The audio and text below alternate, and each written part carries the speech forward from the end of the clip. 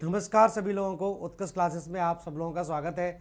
तो देखिए, हम आप पृथ्वी की आंतरिक संरचना और पृथ्वी की आंतरिक संरचना के बाद हम जान रहे थे कि किस प्रकार से महाद्वीपों का निर्माण हुआ है और महाद्वीपों के निर्माण के संबंध में बहुत सारे सिद्धांत दिए गए हैं।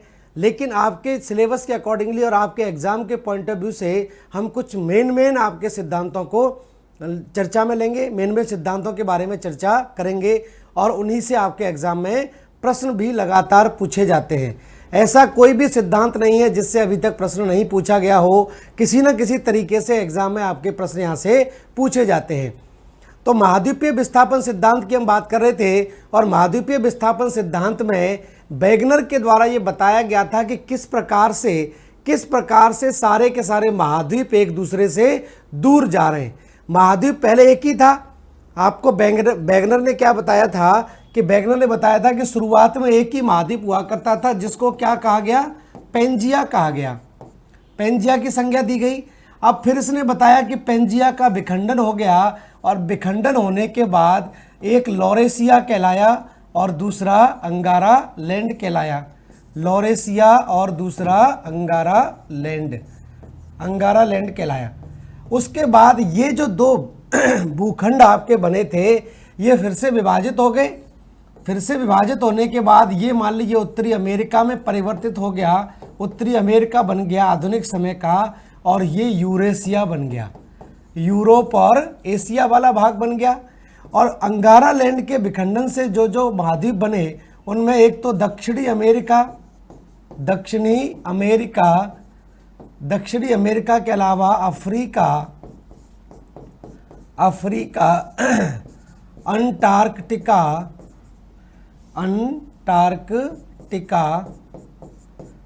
और अंटार्कटिका के बाद आप देखेंगे ऑस्ट्रेलिया के अलावा प्रायद्वीपीय भारत जो है, प्रायद्वीपीय भारत ये भी इसी का भाग है। यहाँ तक हम बात कर चुके थे। तो ये जो भाग हैं आपके, ये वेगनर के द्वारा यही बताया गया था कि पहले पृथ्वी पर एक ही भूखंड हुआ करता था और ये जो भूखंड है टूटता चला गया और चारों तरफ इस तरह के टुकड़े बिखरते चले गए, जिसके कारण ये विभिन्न प्रकार के या आधुनिक समय के महाद्वीपों का निर्माण हुआ है। ये वेगनर का कहना था। अब इससे पूछा गया, सिंपल सी बात है, कोई भी सिद्धांत प्रस्तुत करेगा तो उसको प्रमाण देने पड़ेंगे। अब इससे पूछा गया कि ये कैसे हो रहा है, क्या कारण है कि ये महाद्वीप सारे के सारे एक दूसरे से दूर जा रहे हैं, किस प्रकार से ये दूर जा रहे हैं, कैसे प्रस्तुत करेंगे। हम क्यों माने कि पहले एक ही था, क्योंकि ये संकल्पना तो है, ठीक है ना। तो यहाँ पर जब ये पूछा गया तो फिर इसने इसके संबंध में या इसको सही साबित करने के लिए किसके लिए इसने क्या किया, प्रमाण दिए। तो वही हम आज डिस्कस करेंगे। उसके बाद हम कुछ और सिद्धांतों की चर्चा करेंगे जो बहुत इंटरेस्टिंग भी हैं और बहुत इंपॉर्टेंट भी है, ठीक है। तो यहाँ पर ये तो बात की थी वेगनर के द्वारा ये चर्चा की गई थी। ये बात हम पिछली क्लास में कर चुके हैं। नेक्स्ट हम बात करेंगे अब आज आगे महाद्वीपीय विस्थापन सिद्धांत। महाद्वीपीय हेडिंग डालेंगे सब लोग, महाद्वीपीय विस्थापन सिद्धांत के समर्थन में महाद्वीपीय विस्थापन सिद्धांत के समर्थन में वेगनर द्वारा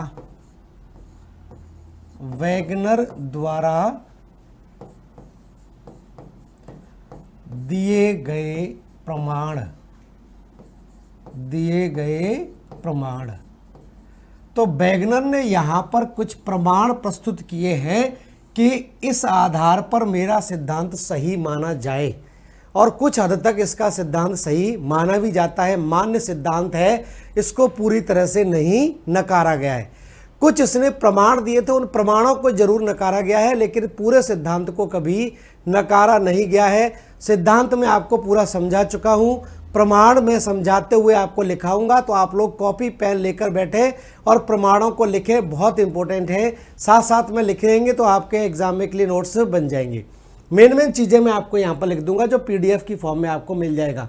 ठीक है, तो पहला इसने जो सिद्धांत दिया, पहला जो इसने साक्ष्य प्रस्तुत किया, पहला जो सिद्धांत दिया वो आपने सुना होगा, जिसको बोलते हैं jigsaw fit, jigsaw fit theory बोलते हैं, या जक्स्टा फिक्स कहा जाता है, या महाद्वीपों का सानिध्य। तो प्रमाण में सबसे पहले लिखें महाद्वीपों का सानिध्य, महाद्वीपों का सानिध्य या जक्स्टा फिक्स, जक्स्टा फिक्स।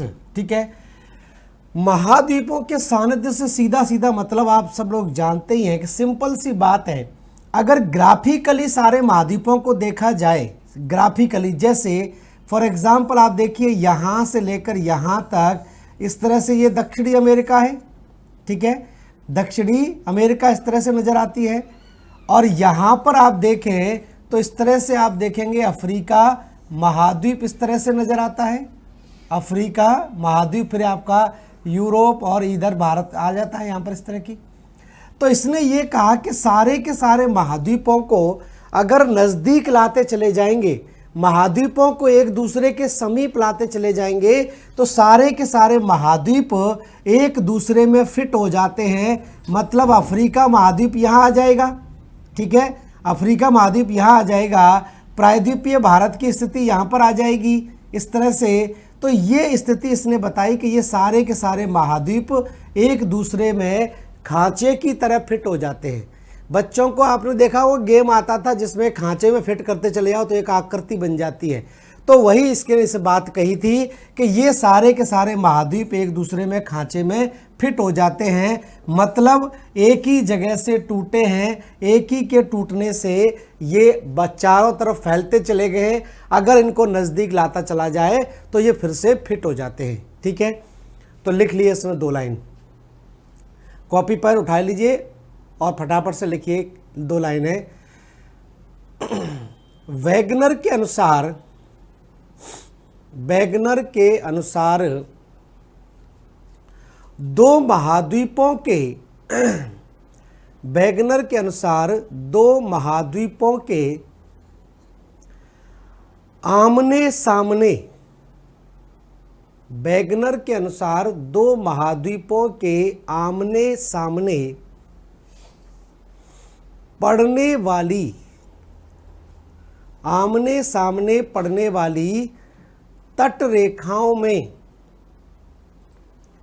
आमने सामने पड़ने वाली तट रेखाओं में काफी समरूपता,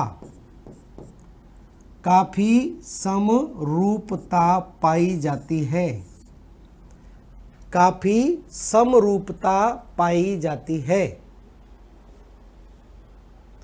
उदाहरण के लिए, उदाहरण के लिए अटलांटिक महासागर की विपरीत, ये बीचों बीच में अटलांटिक महासागर है, उदाहरण के लिए अटलांटिक महासागर की विपरीत तट रेखाओं, अटलांटिक महासागर की विपरीत तट रेखाओं अर्थात विपरीत तट रेखाओं अर्थात दक्षिणी अमेरिका, अर्थात दक्षिणी अमेरिका, दक्षिणी अमेरिका और अफ्रीका की तट रेखाओं में, अफ्रीका की तट रेखाओं में काफ़ी समरूपता, काफ़ी समरूपता है, काफ़ी समरूपता है और इन्हें एक दूसरे के साथ, और इन्हें एक दूसरे के साथ काफ़ी हद तक और इन्हें एक दूसरे के साथ काफ़ी हद तक जोड़ा जा सकता है, और इन्हें एक दूसरे के साथ काफ़ी हद तक जोड़ा जा सकता है, काफ़ी हद तक एक दूसरे के साथ जोड़ा जा सकता है। ऐसा तभी हो सकता है,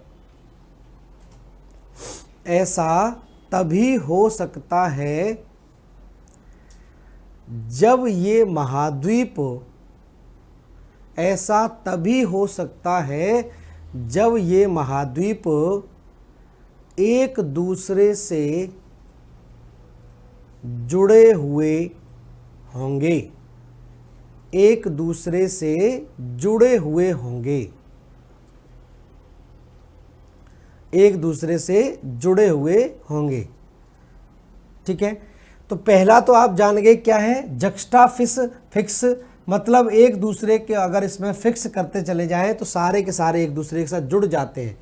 और ऐसा तभी हो सकता है, जैसे यहाँ पर आप देखें, ये जो दक्षिणी अमेरिका वाला भाग है, इस दक्षिणी अमेरिका से अफ्रीका महाद्वीप पूरी तरह से जुड़ जाता है। खुद भी मैप में गौर करके देखिए आप लोग।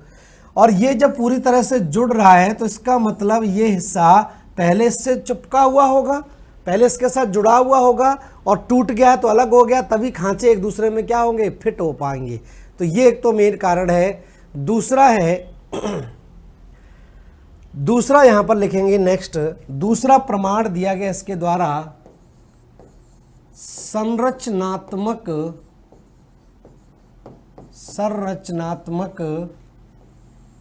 एवं सेल चट्टानों के प्रमाण हैं। सेल स्तरीय प्रमाण, सेल स्तरीय प्रमाण।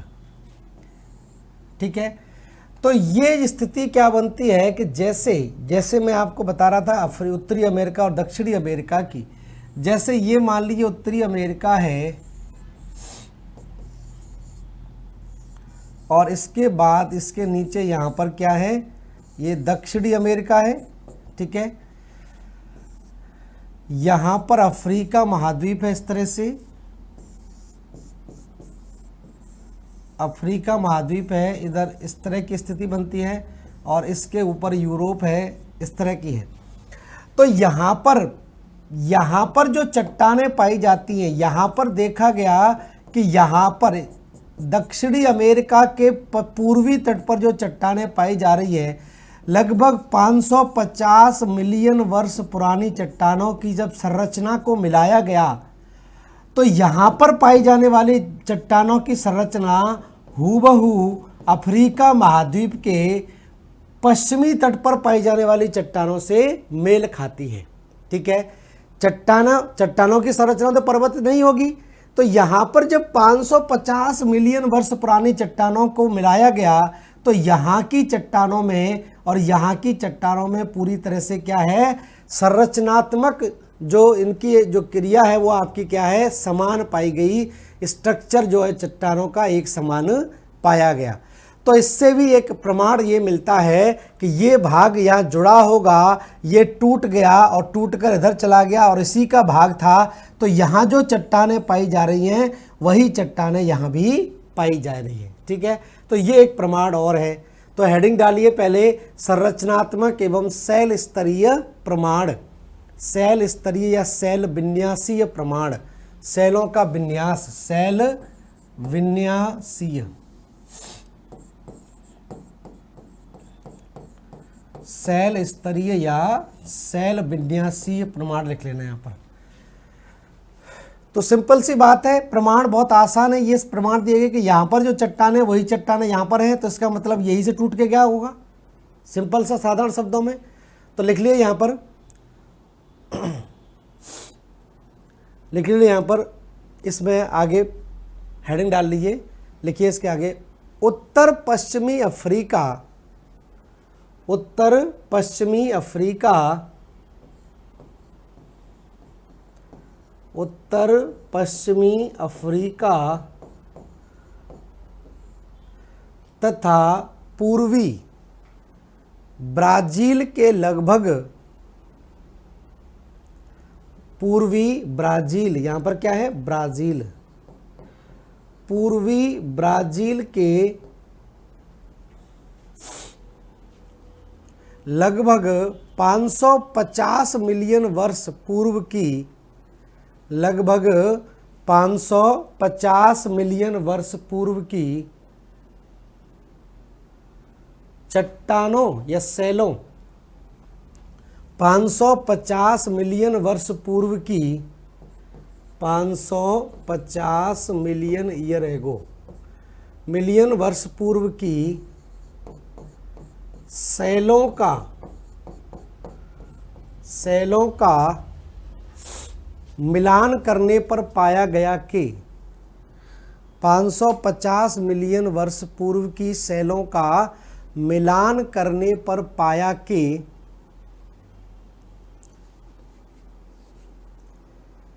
इन चट्टानों का विन्यास, इन सेलों का विन्यास, इन सेलों का विन्यास एक समान है, इन सेलों का विन्यास एक समान है और उनको पृथक करने वाली रेखा, और उनको पृथक करने वाली रेखा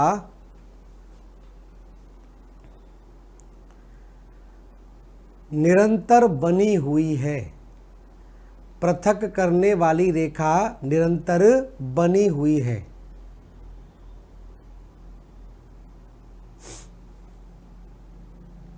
ठीक है, तो ये यहाँ पर है, और भी कई सारे एग्जाम्पल हैं जहाँ पर ये पाए जाते हैं। पर्वतों की श्रृंखलाओं का निर्माण हुआ, वो भी आपके विखंडित हुई, तो ये भी एक प्रमाण यहाँ पर आपका माना जाता है। तो ये चट्टानों वाला पॉइंट ध्यान रखें। तीसरा है आपका जीवाश्म संरचना।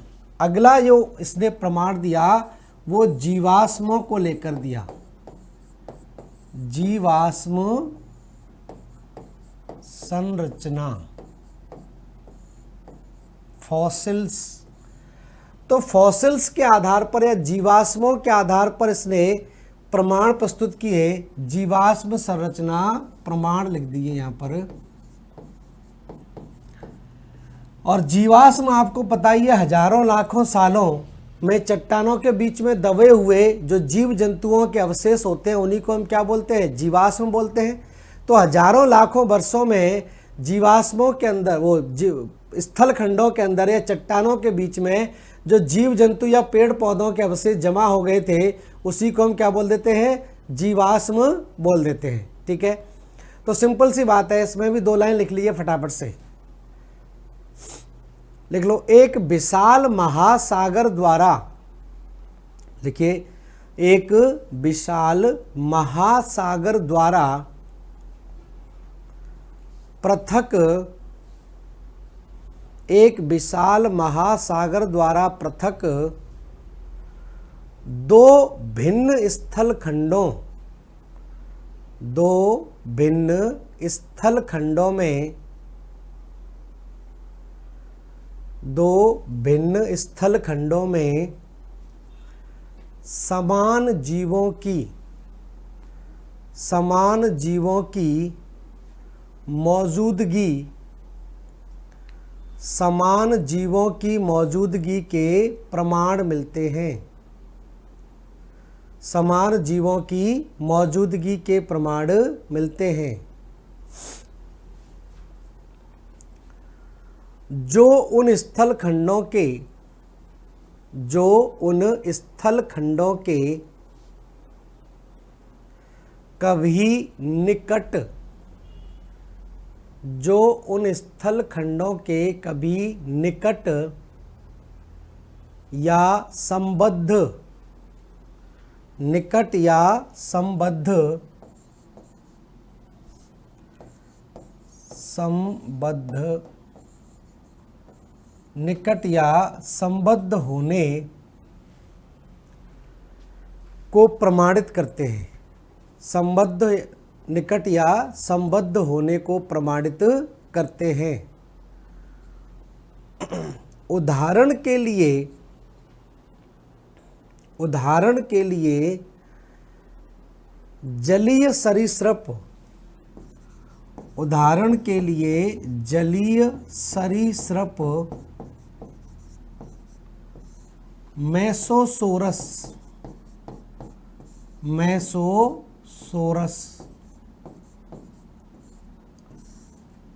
जलीय सरीसृप मेसोसोरस, ये जीवाश्म आपके मिले हैं, इसके प्रमाण।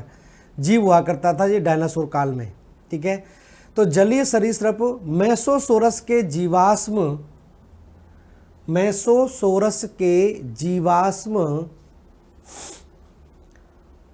पूर्वी दक्षिण अमेरिका एवं दक्षिण अफ्रीका में पाए गए हैं। पूर्वी दक्षिणी अमेरिका तथा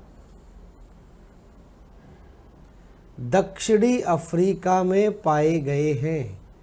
तो ये मान लीजिए दक्षिणी अफ्रीका वाला भाग है।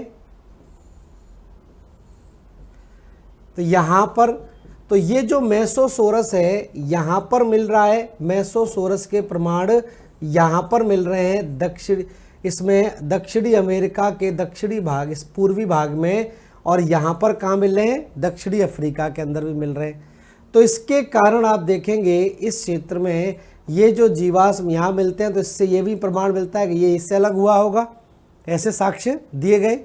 तो ठीक है, दक्षिणी अफ्रीका में पाए जाते हैं। यदि यह सरीसृप, और बीच में आपको पता है क्या है, विशाल महासागर है। यदि यह सरीसृप इतने विशाल समुद्र को, यदि यह सरीसृप इतने विशाल समुद्र को पार करने में सक्षम होता,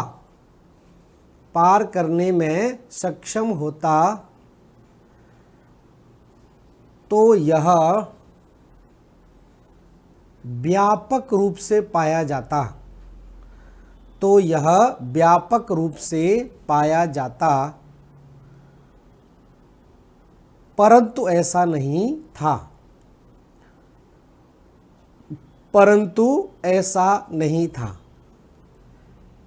ठीक है, एक लाइन में लिखिए, फुल स्टॉप लिखने के बाद, अतः यह निष्कर्ष निकाला कि दक्षिणी अमेरिका और अफ्रीका, अतः यह निष्कर्ष निकाला कि दक्षिणी अमेरिका और अफ्रीका एक दूसरे से जुड़े हुए थे।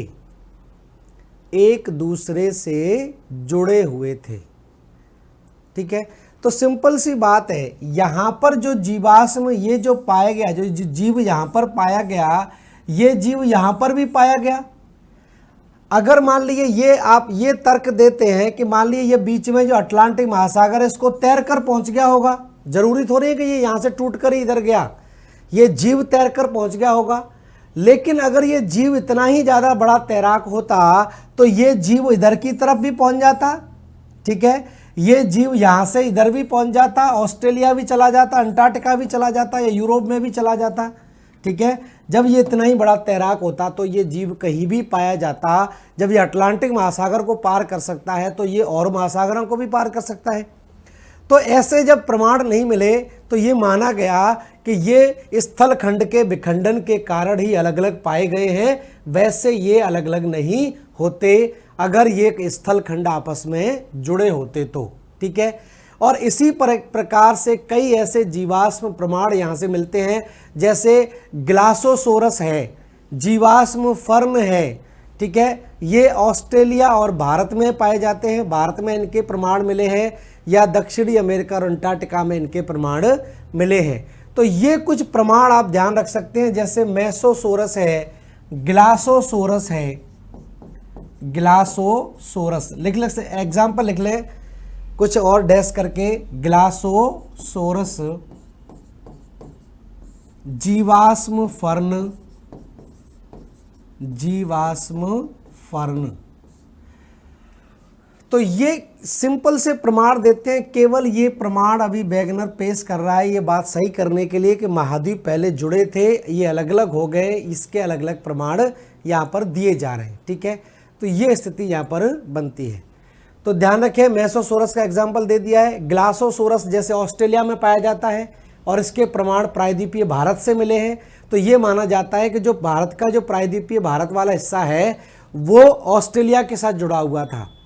इसी तरह से जीवाश्म फर्न है, जीवाश्म फर्न के प्रमाण जो है आपके कहाँ पर मिलते हैं, जीवाश्म फर्न का प्रमाण आपको उत्तरी अमेरिका में मिलता है, ध्रुवीय क्षेत्र में, तो ये अंटार्कटिका में भी मिलता है। तो ये माना जाता है कि ये पहले अंटार्कटिका के साथ जुड़े हुए होंगे। तो ये स्थिति सिंपल सी बनती है।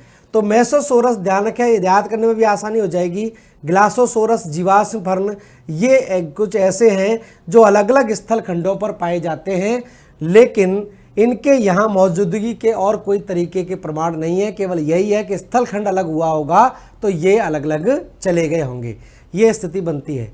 तो ये ध्यान रखें, जीवाश्म संरचना वाले प्रमाण इस तरह से याद रखने हैं। ठीक है, अगला एक और लिख लीजिए, कोयला निक्षेप, कोयला निक्षेप। ठीक है, या कोयला निक्षेपों की भूमध्य रेखीय अवस्थिति। नेक्स्ट प्रमाण लिख लीजिए आगे, कोयला निक्षेपों की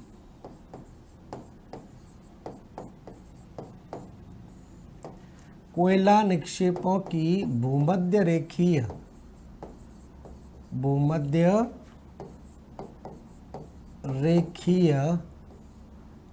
अवस्थिति।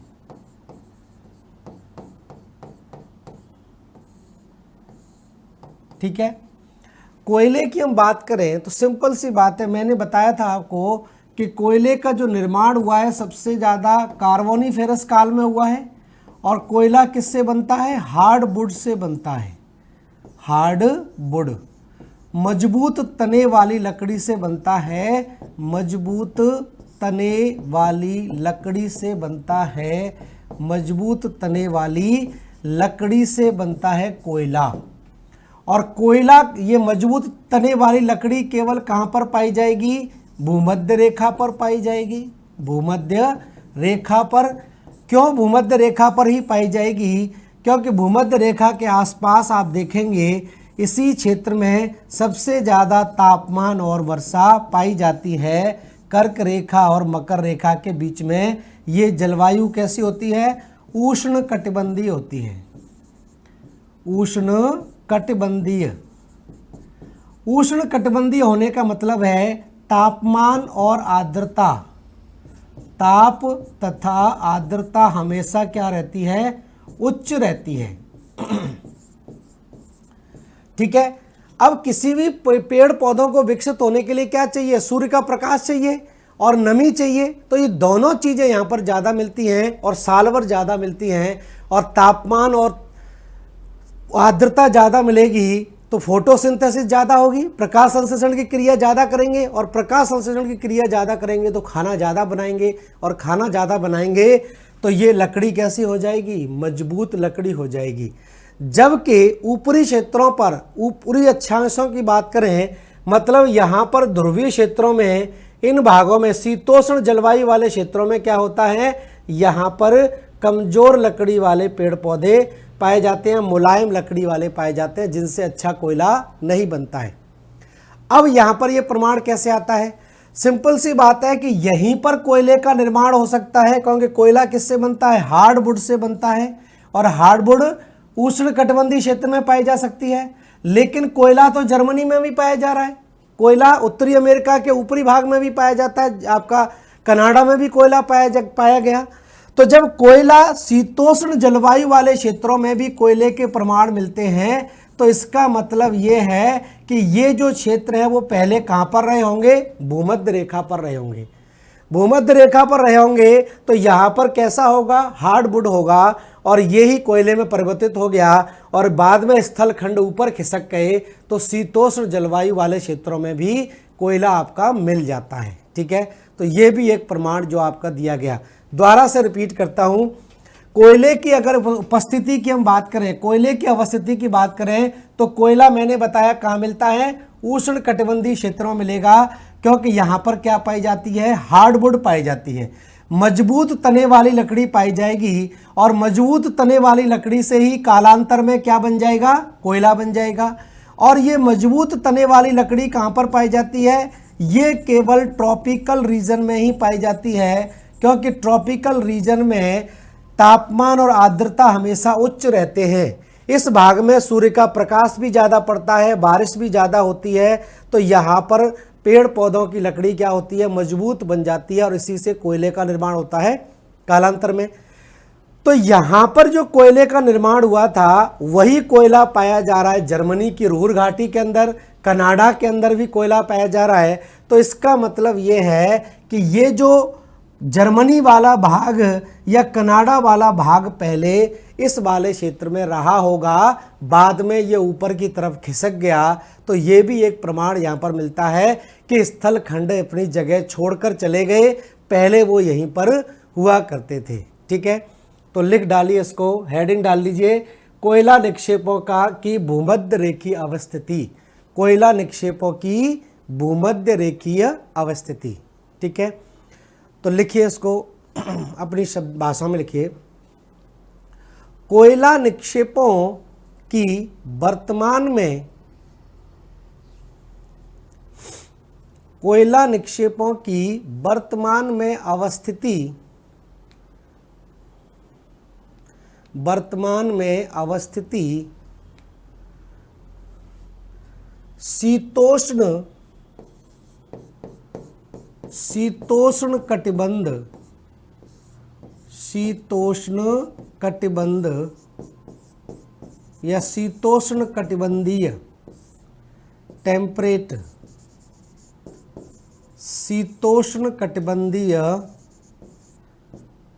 क्षेत्रों, शीतोष्ण कटिबंधीय क्षेत्रों जैसे, शीतोष्ण कटिबंधीय क्षेत्रों जैसे जर्मनी, जर्मनी का रूर प्रदेश,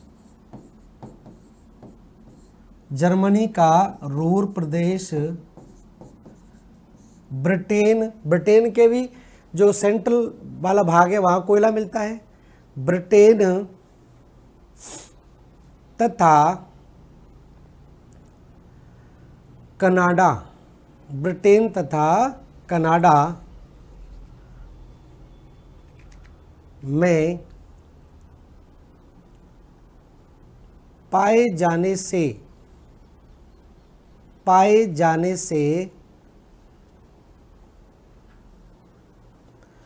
महाद्वीपीय विस्थापन सिद्धांत को, महाद्वीपीय विस्थापन सिद्धांत को बल मिलता है, महाद्वीपीय विस्थापन सिद्धांत को बल मिलता है, क्योंकि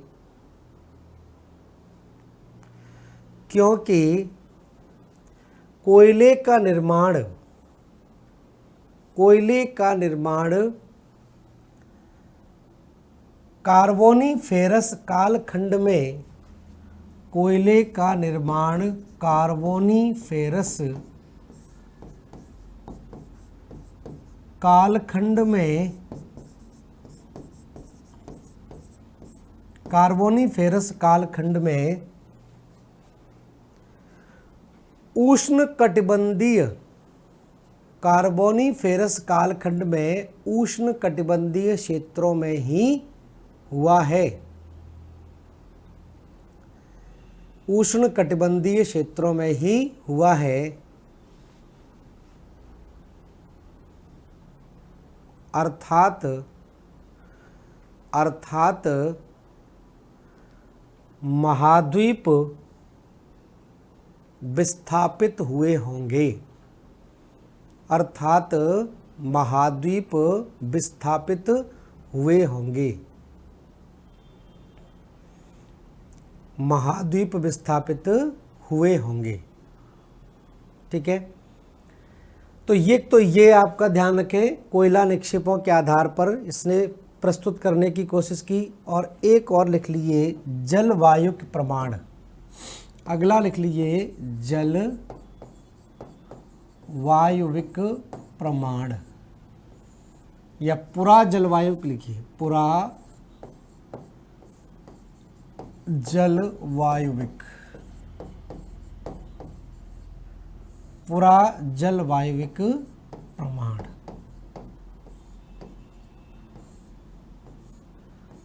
ठीक है। पुरा जलवायु प्रमाणों से सीधा मतलब है कि जलवायु कटिबंधों में परिवर्तन, जलवायु कटिबंधों में परिवर्तन हुआ होगा, क्योंकि इसके भी प्रमाण देखने को मिलते हैं, इसके भी प्रमाण देखने को मिलते हैं। ठीक है।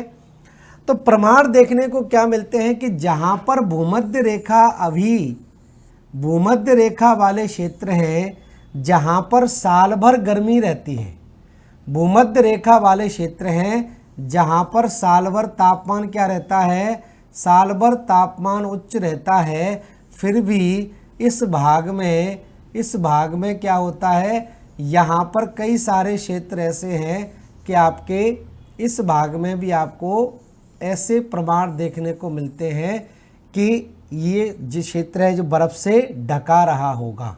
ठीक है।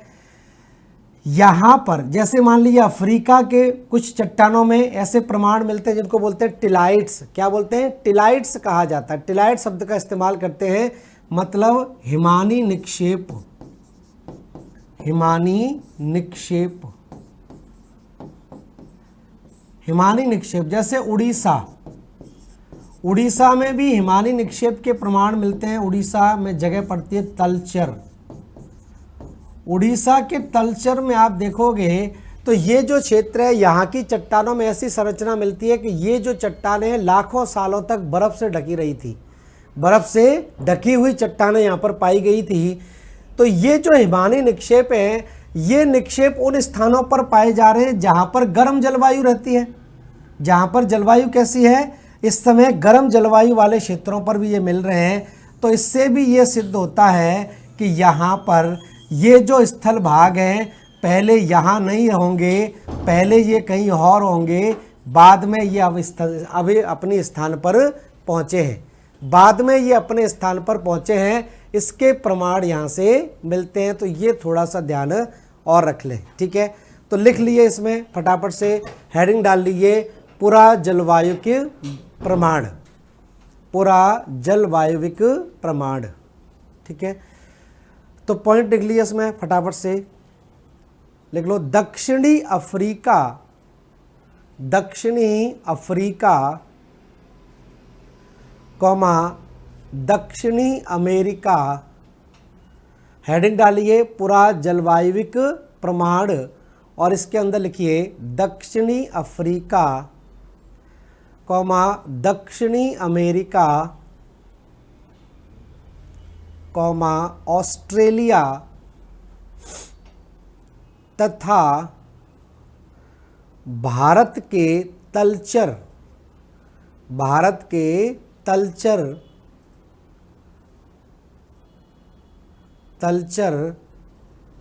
के उष्णकटिबंधीय प्रदेशों में, तलचर के इस उष्णकटिबंधीय प्रदेशों में, उष्णकटिबंधीय प्रदेशों में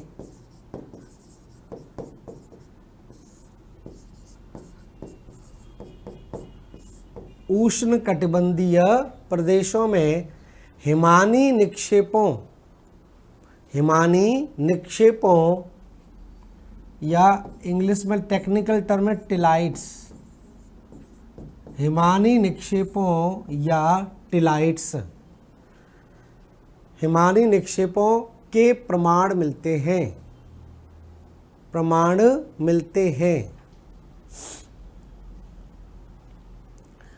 जो कि वैगनर की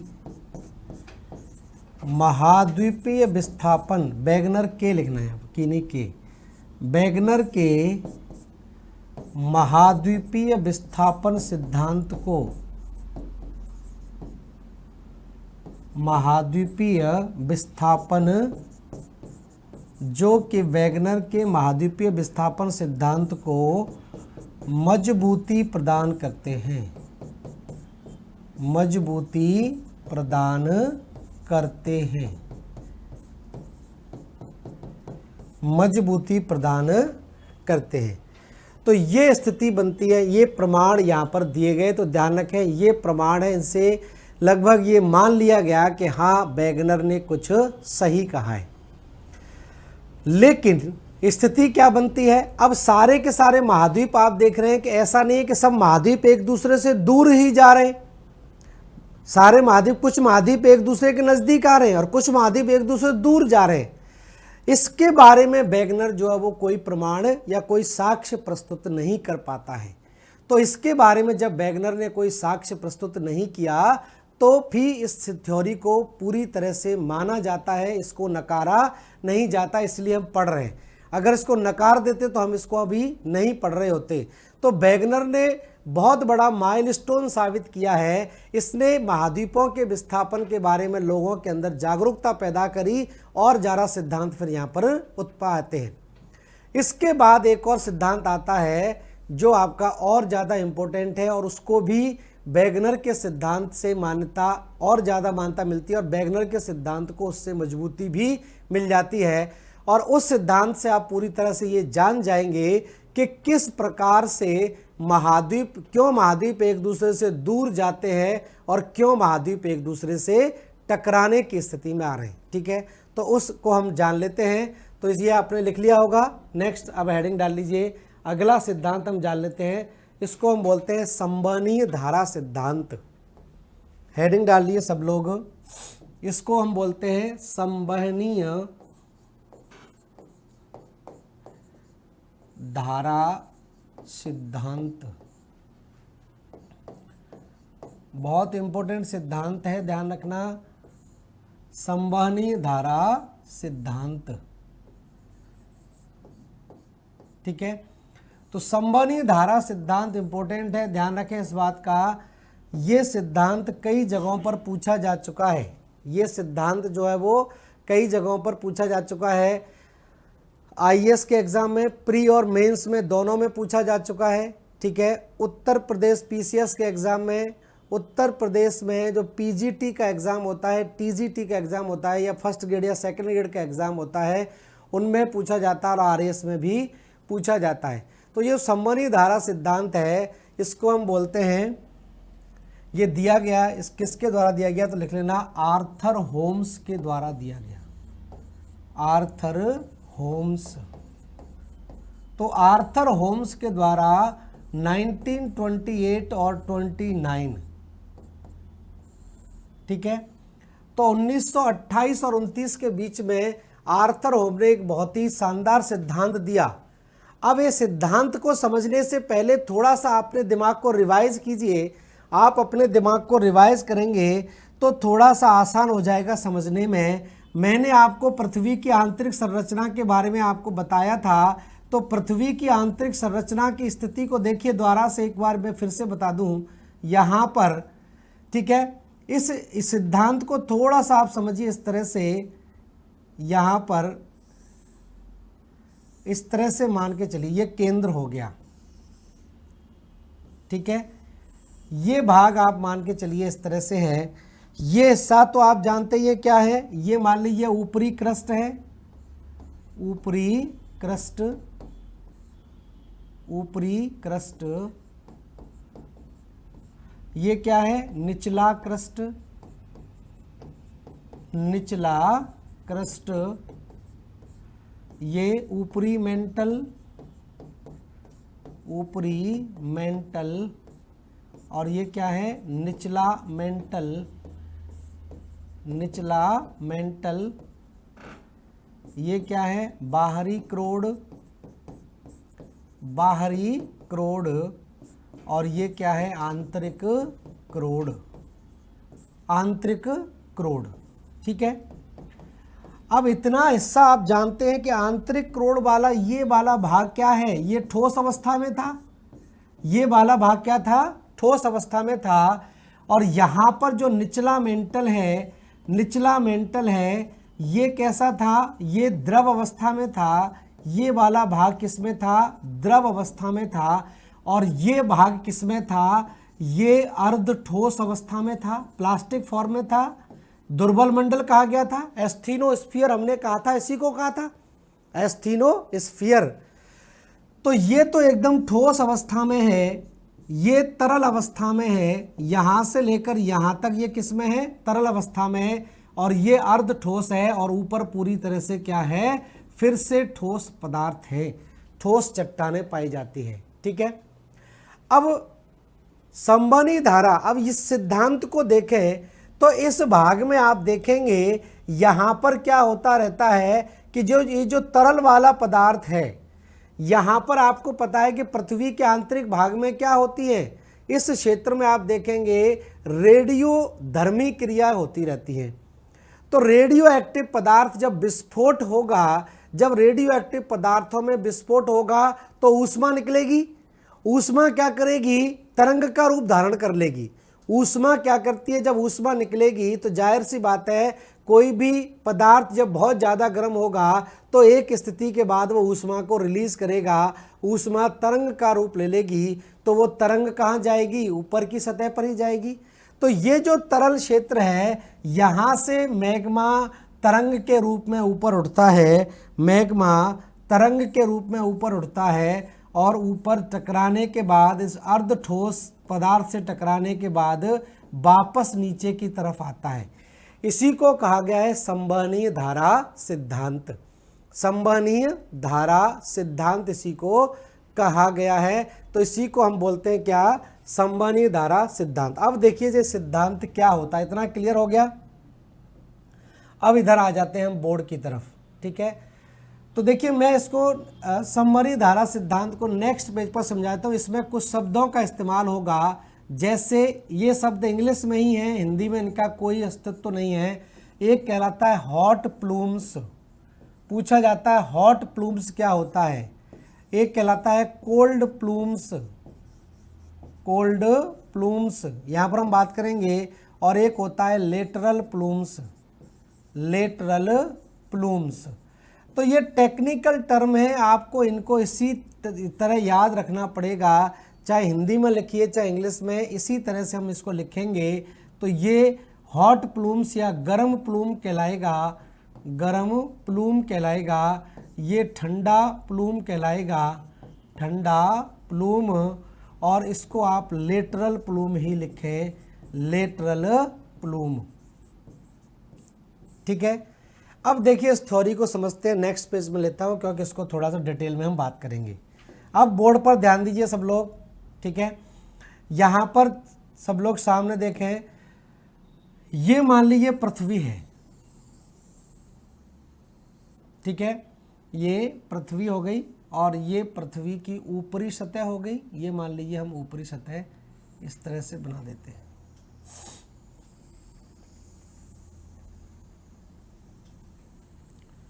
और ये अंतरतम भाग है, ये पृथ्वी का अंतरतम भाग है जो पूरी तरह से क्या है, सॉलिड है, ठोस है।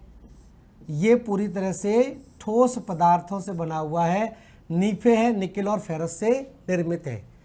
अब जब इस भाग में रेडियोधर्मी क्रियाएं होती हैं, रेडियोधर्मी क्रियाएं होती हैं, तो यहाँ से जो तरल और तप्त मैग्मा है वो संवहनी धाराओं का रूप ले लेता है। मैग्मा का क्या होता है, ऊर्ध्वाधर संचरण होता है। जब मैग्मा का ऊर्ध्वाधर संरक्षण मतलब नीचे से ऊपर की तरफ संचरण होगा तो इसी को हम क्या बोलते हैं, हॉट प्लूम बोलते हैं। क्योंकि यहाँ का तापमान लगभग कितना है, 3000 डिग्री सेल्सियस है। तो हमेशा अधिक तापमान से कम तापमान की तरफ भी संचरण होगा और कम तापमान से फिर वापस। तो देखिए यहाँ पर जैसे रेडियोधर्मी क्रियाएं होती हैं तो यहाँ से चारों तरफ निकलती है, ऐसा नहीं कि एक ही तरफ में दिखा रहा हूँ। यहाँ से इस तरह से ये गर्म संवहनीय तरंगें ऊपर की तरफ उठती हैं, ऊपर की तरफ उठेगी, तापमान कम होता चला जाएगा और इस चट्टान से, इस एस्थीनोस्फीयर से टकराने के बाद ये क्या होगी, इस तरह की गति करेगी, इस तरह की गति करेगी। भाई सिंपल सी बात है, ऊपर क्या है, कठोर चट्टान है, ठोस चट्टानों से निर्मित है, और ऊपर जाते जाते इसका तापमान भी कम हो गया, तो ये क्या होगी, दोनों तरफ से क्या होगी, मुड़ जाती है। क्या मुड़ जाती है इस तरह से, ठीक है। सेम स्थिति यहां तक मैं एक कलर अलग अलग दिखाता हूं आपको। यहां से यहां तक हम ले लेते हैं रेड कलर,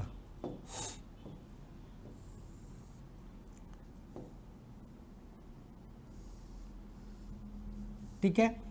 तो ये जो गर्म संवहनीय धारा ऊपर की तरफ जाती है, तो ये जो ऊर्ध्वाधर संचरण हो रहा है, इस ऊर्ध्वाधर संचरण को हम क्या बोलते हैं, इसी को बोलते हैं हॉट प्लूम, ठीक है, बात करेंगे अभी।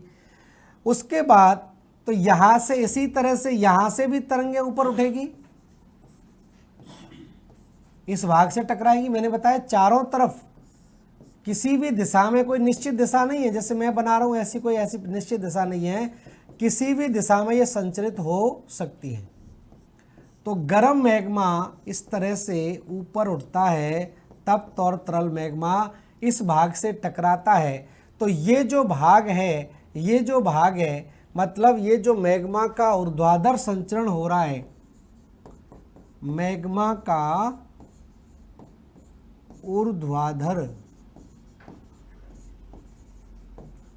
ऊर्ध्वाधर संचरण, ये जो मैग्मा का ऊर्ध्वाधर संचरण है, इसी को बोलते हैं हॉट प्लूम, क्योंकि ये कैसा होगा, गर्म होगा, हॉट प्लूम कहलाएगा, ठीक है। अब यहां से ये जो मैग्मा है ये संचरित होगा, और संचरित होने के बाद ये इधर जाएगा, इधर की तरफ गतिमान होगा, और ये इधर की तरफ गतिमान होगा, ठीक है। अब ये दोनों तरफ से कम तापमान वाला मैग्मा, ये भी इधर से भी इधर जाएगा और इधर से इधर जाएगा, तो ये वापस कहाँ आएगा, नीचे की तरफ आएगा। इसको मैं दूसरे कलर से बनाता हूँ, ठीक है।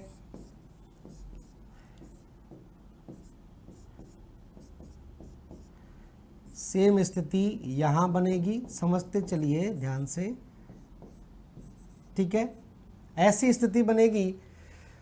उसके बाद जब ये आपस में टकराएगा तो ऊपर जाने का तो कोई रास्ता है नहीं, ऊपर जाने का जब कोई रास्ता नहीं है तो ये कहाँ आएगा, नीचे की तरफ आएगा। ठंडा होने के बाद भारी हो जाती है वस्तु, तो ये वापस कहाँ आएगी, नीचे की तरफ आएगी, फिर इसमें शामिल हो जाएगी। तो ये चक्र लगातार इस तरह से चलता रहता है, शामिल हो जाएगा, फिर गर्म होगा, फिर ऊपर उठेगा, ठंडा मैग्मा नीचे आएगा, फिर इसमें शामिल हो जाएगा, फिर ऊपर उठेगा। तो ये प्रक्रिया लगातार क्या होती है, चलती रहती है, ऐसा होता रहता है, ठीक है। यहाँ भी आपस में टकराने के बाद नीचे की तरफ, और फिर से ये इसके साथ। तो ये आप देख रहे हैं ये क्या बन रही है, अलग अलग कोशिकाओं का निर्माण हो जा रहा है, सेल बन गई। तो ये जो भाग है, ध्यान दें, ये जो ऊर्ध्वाधर संचरण है, इसको हम क्या बोलेंगे, इसको बोलेंगे हॉट प्लूम, हॉट प्लूम कहा जाएगा। और ये जो स्थल मंडल के समानांतर संचरण हो रहा है, ये वाला जो संचरण है, इसको क्या बोलते हैं, लेटरल प्लूम बोलते हैं, लेटरल प्लूम कहा जाता है, ठीक है।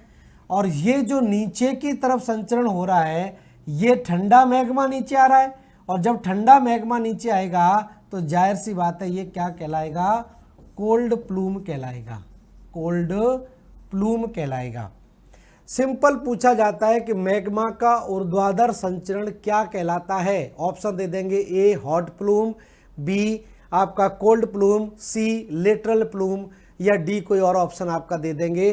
तो ध्यान रखना, मैग्मा का जो अंतरतम भाग है, इससे ऊपर की तरफ गर्म मैग्मा है, नीचे रेडियो एक्टिव क्रिया होगी, तापमान बढ़ेगा, मैग्मा का संचरण ऊपर होगा, ठंडा होगा, लेटरल गति करेगा, और नीचे की तरफ फिर से आएगा।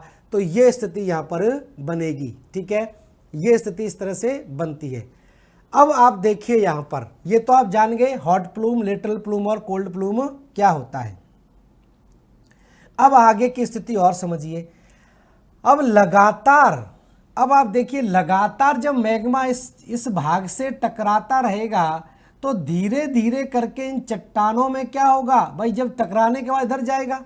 अब कोई भी चीज़ टकराती है, अलग अलग हो जाती है, टकराती है और निरंतर ये क्रिया चलती रहेगी तो ऊपर जो स्थल मंडल का भाग है उसमें भी क्या होगा, एक दूसरे से दूर जाना शुरू कर देंगे और एक दूसरे से दूर जाने को हम क्या बोलते हैं, अपसारी क्रिया बोलते हैं, अपसारी बल।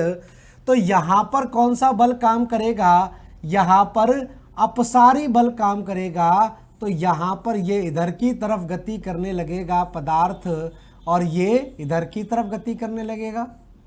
तो यहाँ पर ये जो चट्टानें पाई जाएंगी, इन चट्टानों में क्या बल काम करेगा, अपसारी बल काम करेगा, अपसारी बल। ठीक है, सिंपल सी है। तो इन जगहों पर जहाँ जहाँ पर ये आपका अलग अलग दो भागों में विभाजित हो रहा है तो इन भागों को समझते हुए चलिए, यहाँ पर क्या काम करेगा, अपसारी बल काम करेगा, अपसारी बल। यहाँ भी क्या काम करेगा, अपसारी बल काम करेगा, यहाँ भी अपसारी बल काम करेगा, यहाँ भी क्या करेगा। तो जहाँ जहाँ पर मैग्मा का इस तरह से संचरण होगा वहाँ पर प्लेटें, या ये कहें कि ये जो टेक्टोनिक प्लेटें हैं ये एक दूसरे से क्या होगी, विपरीत दिशा में गति करेगी। इसी को हम क्या बोल देते हैं, अपसारी गति बोल देते हैं। प्लेटें एक दूसरे से विपरीत दिशा में गति करेगी। ठीक है, क्लियर है। मैग्मा टकरा रहा है, इधर जाएगा इधर जाएगा, तो इस हिस्से में क्या शुरू हो जाएगा, अपसरण शुरू हो जाएगा। ठीक, अपसरण बल काम कर रहा है। अब जब ये जो दो जगह यहाँ पर ये आपस में क्या हो रही है, टकरा रही हैं, यहाँ पर मैग्मा जब आपस में दोनों तरफ से टकराएगा, इधर से, और जब दोनों तरफ से ये मैग्मा आपस में टकराएगा तो सिंपल सी बात है, यहाँ पर प्लेटों में कौन सा बल काम करने लगेगा, यहाँ पर प्लेटों में अभिसरण बल काम करने लगेगा। यहाँ पर प्लेटों में कौन सा बल काम करेगा, अभिसरण बल काम करने लगेगा। तो सिंपल सा कॉन्सेप्ट आप समझिए, आगे जाके प्लेट टेक्टोनिक थ्योरी हम पढ़ेंगे तो उसमें आपकी प्लेटें एक दूसरे से विपरीत दिशा में और एक दूसरे के नज़दीक आती हैं, एक दूसरे से टकराती हैं। उसका कारण क्या है, यही कारण है ये जो प्लेट जो आपका मैग्मा का यहाँ पर अभिसरण या अपसरण हो रहा है।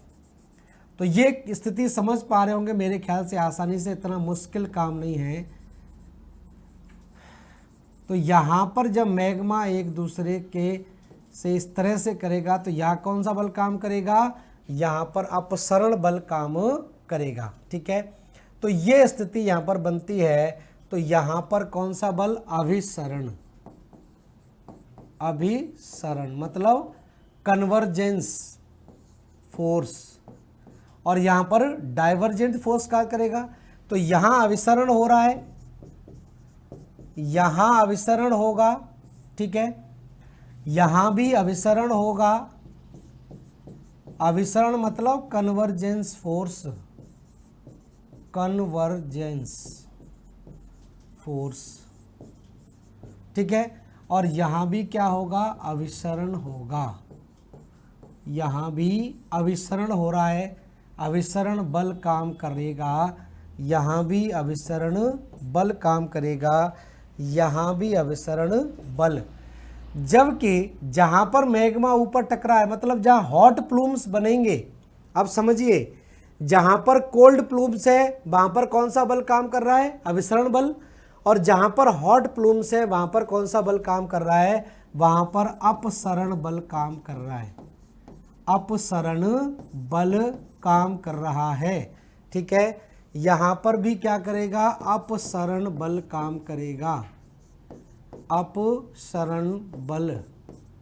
ठीक है, तो ये स्थिति आप समझ पा रहे होंगे, ये दिया गया आर्थर होम्स के द्वारा, जो बहुत ही बेहतरीन तरीके से इस बात की पुष्टि करता है कि क्यों प्लेटें एक दूसरे से दूर जा रही हैं, क्यों प्लेटें एक दूसरे से टकराने की कोशिश कर रही हैं, क्यों प्लेटें एक दूसरे से टकरा रही हैं। ठीक है, तो ये आपका इस तरह से ये मैंने समझा दिया। आज समय आपका कंप्लीट हो गया है। नेक्स्ट क्लास में मैं आपसे बात करूंगा, इसके बारे में लिखवाऊंगा नेक्स्ट क्लास में। अभी इसको ठीक ढंग से समझ लीजिए, मैं नेक्स्ट क्लास में इसको एक बार और रिवाइज आपको करा दूंगा। ठीक है, तो धन्यवाद सभी लोगों के जुड़ने के लिए। सिद्धांत है, बहुत ही इंटरेस्टिंग सिद्धांत है, एक बार समझ में आ जाएंगे तो आप हमेशा के लिए इनको याद रख सकते हैं। तो थैंक यू सब लोगों को जुड़ने के लिए। नमस्कार।